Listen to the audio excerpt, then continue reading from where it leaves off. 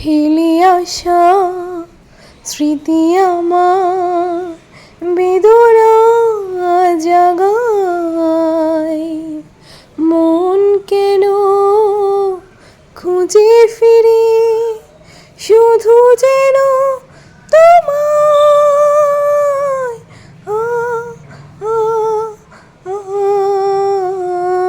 ফেলে আসা স্মৃতি আমার। স্মৃতি শব্দটা শুনতে খুবই ছোট না, কিন্তু এর অর্থ খুবই বৃহৎ। এই স্মৃতি এমনই একটা যা মানুষকে সৃষ্টি করতে পারে, যা মানুষকে ধ্বংস করতে পারে। এই স্মৃতি কখনো মানুষকে উৎসাহের আনন্দ দেয়, আবার এই স্মৃতি মানুষকে কখনো মৃত্যুর দিকে ঠেলে দেয়। এমন কিছু স্মৃতি থাকে যা মানুষকে উৎসাহ যোগায়, যা মানুষকে সাফল্যের পথে এগিয়ে নিয়ে যায়।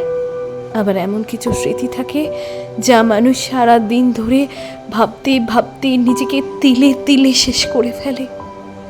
এমন কিছু স্মৃতি থাকে যা মানুষকে আনন্দ দেয়, খুশিতে ভরিয়ে দেয়।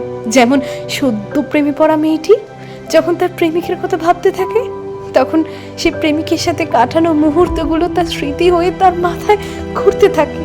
আর সে সারা দিন যে একটা ফুরফুরে মেজাজে থাকে সেটা আমি বুঝি। তাই সেই স্মৃতিটা যে তাকে কতটা খুশি রাখে, তার কাজের মধ্যে চঞ্চলতা বাড়িয়ে দেয়, তার মনকে সব সময় ভালো রাখে।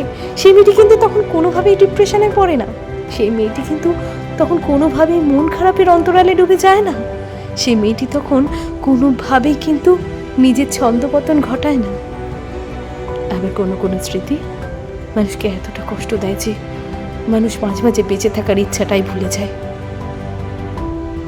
যেমন সেই ভালোবাসার মানুষটি যখন তাকে প্রতারণা করে চলে যায়, যখন তাকে আশা দিয়েও চলে যায়, তখন সেই মেয়েটি ভাবে যে সত্যি কি জীবনে একটা ভুল মানুষকে ভালোবেসেছিলাম, তাহলে কি আমার জীবনের সব কিছুই শেষ? সত্যি কি আমার জীবনে আর কখনো ভালোবাসা আসবে না? কখনো কি আর ভালোবাসা সেই মানুষটাকে পাবো না? আমি কি তাহলে ভুল মানুষকে চিনেছিলাম? এই বলে নিজেকে বারে বারে দোষারোপ করতে করতে জানি না কিছু একটা করে বসে। এসব ভাবতে ভাবতে মেয়েটা অন্ধকারে তলিয়ে যায়। তারপর জানি না কখন কি অঘটন ঘটে। কখনো বা হয়তো সে বেঁচে থাকার ইচ্ছাটাই খুঁজে পায় না, কোমায় চলে যাওয়া সেই মানুষগুলোর মতো আধমরা হয়ে বেঁচে থাকে আশাহীনভাবে। তাই জন্য এই স্মৃতি হচ্ছে মারাত্মক জিনিস, যা মানুষের মনকে কিছু ভুলিয়ে দিতে পারে না, বরঞ্চ মনে করিয়ে দেয়।